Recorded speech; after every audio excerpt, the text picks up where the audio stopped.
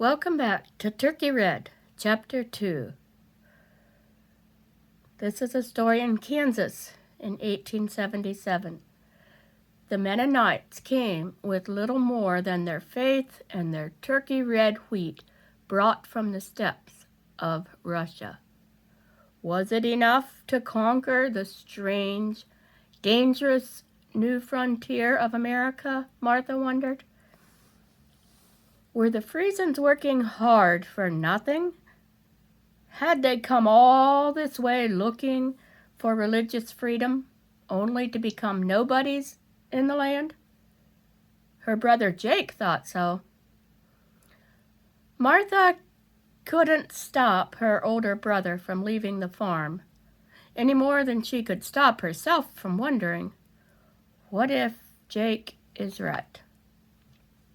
So we stopped Chapter 1 with a cliffhanger. She could only wait until the snake sank its fangs into her bare leg. "Hold still, white girl." A low, husky voice spoke behind Martha. Slowly she turned. A tall, slender Indian stood beside her. His jet-black hair was kept in place by a leather thong, his strong bronze face slashed with a white smile, and his forehead by heavy brows. Martha wanted to scream, but her voice was stuck in her throat.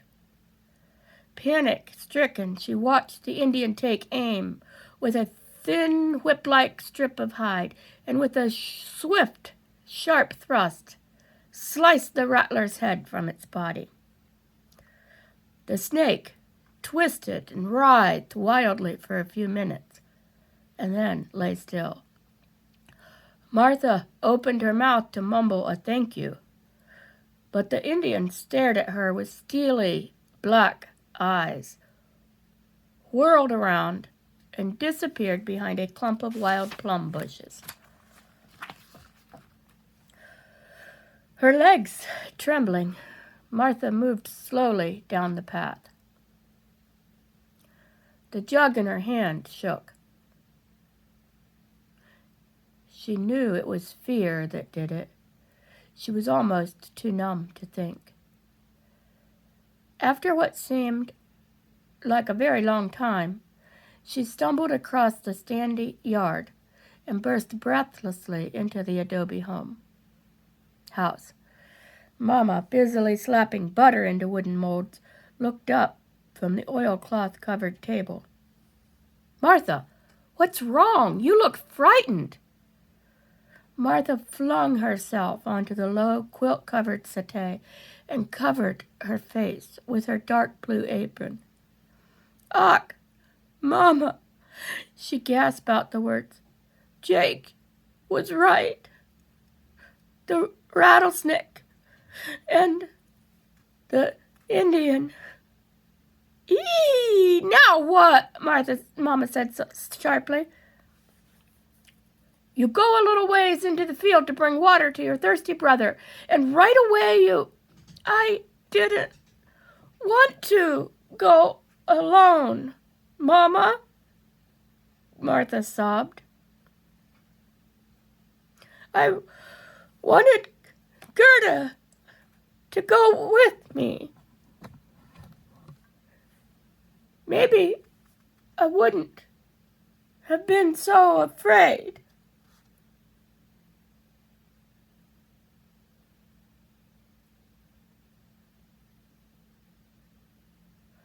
"Afraid of what?" "Mama, if we had stayed in Russia, we wouldn't have to be scared. Jake says—" "Your brother Jake is not happy with our move to America. He doesn't know what he is saying," Mama interrupted, giving the table a quick swipe with a gray rag. "What's he been telling you?" About snakes, rattlesnakes, and Indians. Mama, on my way home, there was an awful snake just ready to strike. But then an Indian was there and chopped the head of the snake off, just like that." Mama smiled wryly. "Just like that, eh?" Jacob talked your head full of fears. "You see snakes and Indians." "I really did, Mama." Jake said, "Jacob doesn't know what he's saying. Don't forget that. I want you to go out to the garden and pick peas. They are ready for making soup. And no more snakes and Indians, Martha," she added in a no-nonsense voice. Slowly, Martha raised herself and straightened her drab scarf on her head. She picked up a small enameled pail from the kitchen shelf and stepped outside. Beyond the house, near the water trough, Mama had planted rows of peas, beans, radishes, onions, lettuce, and cabbages. Now the peas were ready. She stooped over the straight long rows, picked up the fat green pods, and plunked them into the pail. While they had lived in the Ukraine, she had made Mama's vegetable garden her special project. She had planted and hoed and watered, always basking in the cool shade of the wide elms and mulberry trees clustered in the yard of the pleasant village of Patswa. But here the plains lay hot and motionless under endless blue skies. And there was so much space. Was Jake right after all? Did too much danger lurk in Kansas? Mama didn't think so. Mama didn't even believe about the Indian and the snake. She won't believe either if I tell her Jake wants to go away. No, I won't tell anyone. We'll see who's right. And I didn't imagine the snake and the Indian. With that, she eyed her pail with a satisfied smile, picked it up from the ground, and shuffled across the yard to the house. Tinsley's Store, Chapter 3. May cherries hung plump and pink from the young trees for the first time since they were planted when the Frisians had settled with other Mennonite immigrants in Kansas in 1876. Each evening, when the sweet warm air cooled with late afternoon shadows, Martha helped strip the ripe fruit from the lower branches. One morning, after cherries had bubbled merrily in the big iron kettle on the stove, Mama spooned them carefully into clean glass jars, which she sealed tightly. Then she wiped her cheeks with one corner of her gray checkered apron. "Martha," Mama said, "I want you to go to Tinsley's store for more sugar. The cherries are sour, and if I don't sugar them a little, they won't taste right. Tell Mr. Tinsley we will pay when the wheat crop is harvested." Mama glanced up from the huge dishpan, which was full of cherries she was stemming. "Can Gerda go with me this time, please?" Mama paused with the ladle in her hand. It takes longer when two giggly girls go together. But if you promise to come home right away." "Yes, she can go with you, if her mama agrees." Jumping up fast, Martha almost upset the pan of freshly stemmed cherries. She flew into the corner for her kerchief. The store was a little more than half a mile down the road, and Gerda lived on the very next farm. "We'll hurry, Mama," she called over her shoulder as she sped down the long, wagon-rutted lane. The dusty road was hot, but anything was better than crouching over the big pans of cherries in the stifling kitchen. Minutes later, she raced up the narrow drive that led to the Harms' A-shaped farmhouse. Gerda had just finished the dinner dishes and was hanging wet tea towels on the line outside. "Gerda, can you come with me to Tinsley's store? Mama needs more sugar to can cherries," Martha asked. Gerda's black eyes blazed. Just to get sugar? What's wrong with molasses? But wait, I'll run in and ask. Her long black braids bobbed on her scrawny neck as she slammed into the house. Seconds later, Gerda was back. Mama says, if we hurry, I can go along. She needs me to hoe the garden.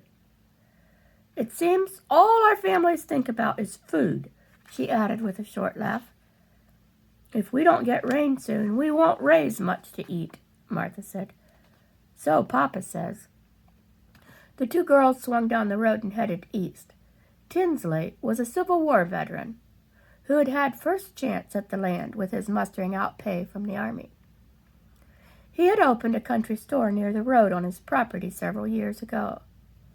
Martha loved the smell of spices and drying apples, ground coffee and pickles in the open barrels in the store. Although the Mennonites never seemed to have money to buy anything more than what they had to have.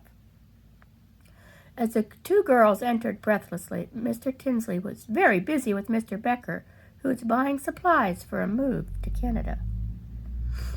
A slim, golden-haired girl in a pink full-skirted gingham dress with short, puffed sleeves danced toward the two girls. Hello, I'm Alice Tinsley. My father's busy just now. Can you wait? Martha and Gerda looked at each other. They couldn't understand English very well.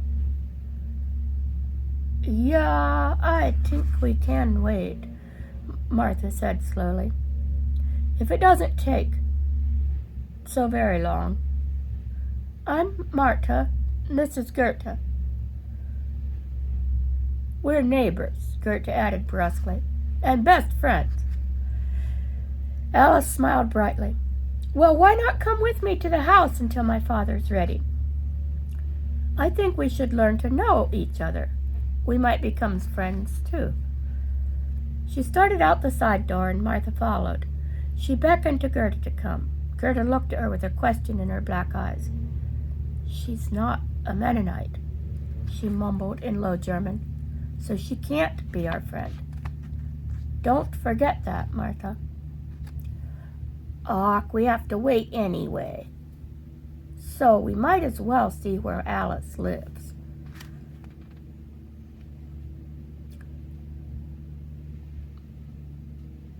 Martha said. Gerda always thought she knew best. The cindered path that ran to the white frame house was ablaze with a border of gay pinks and tall violet larkspur. Alice opened the door, and the two girls followed her into the roomy kitchen. White muslin curtains stirred at the open windows, and a Seth Thomas clock on the shelf ticked loudly. The walls were covered with flowered wallpaper, and a cool blue checkered linoleum covered the floor. Martha drew her breath sharply. This was a real home. Not mud-plastered walls and a bare, wide board floor. Wouldn't it be wonderful to live in a big white house with at least 4 rooms like this, and real wallpaper covering the walls, and bright carpet on the floor? Gerda was quiet for a change. She had hardly bossed all afternoon. Maybe she was impressed, too. Alice motioned to the table. Let's sit down and learn to know each other. How do you like Kansas by now? Have you gotten used to the everlasting wind? I understand the county plans to build a schoolhouse over on the hill yonder. She waved her hand toward the eastern horizon. And we'll all go to the same school. Wouldn't that be nice? Martha gulped at the idea. We'll learn everything in English, then? I don't know if Papa... Why, this is America! Martha, surely you don't expect to speak your Low German the rest of your lives. Here's the Seth Thomas clock, pictured in the linoleum. Curtains, chairs. Alice's fancy dress. We are Mennonites, Gerda protested thickly. We don't need to do everything like you do it. We stick together. But why? Why can't you learn from us and we can learn from you? Alice asked. Why should we be so different from each other, Martha? Martha shook her head solemnly. It was something she couldn't understand. Papa always said the Mennonites must, quote, keep separate, unquote. Papa again. Jake said Papa didn't know everything either. But the Mennonites had God on their side, didn't they? Papa had said so. She glanced around hastily. There wasn't even a Bible laying in this pleasant Tinsley kitchen. Alice bubbled over with questions. Why do you girls wear such dark dresses and kerchiefs? Why can't you wear pretty gowns and frilly bonnets? Here, let me show you. She rushed into the dark, cool bedroom and returned promptly with a long pink silk dress. A full ruffle of lace neatly edged the neckline, and matching rows of lace marched down the front of the full skirt. Martha gasped. The dress was beautiful. She'd never seen anything as lovely as this. Gerda's black eyes snapped in surprise. Ugh, how nice, Martha whispered. I wish But no, we Mennonites do not believe in worldly things. We put it away, Gerda growled. We don't believe in temptation. Alice's blue eyes looked hurt. What's wrong with pretty things? Before Martha could think up an answer in English, a small tousle-haired boy wandered into the kitchen. His cheeks were flushed and red from sleeping, and a heat rash covered his face and arms. He walked over to a glass bowl and helped himself to several pieces of hard rock candy. Then he plodded toward the girls and offered a piece to each of them. Alice spoke up. This is my brother Willis. He's 6 years old. Better get back to bed, Willis. You're sick. Well, girls, maybe my father's ready to wait on you now. Shall we see? She flung the pink dress carelessly over the back of a chair and started for the door. The two girls followed meekly. The candy crunched ever so lightly in Martha's mouth, and she savored the sweet flavor for as long as she could.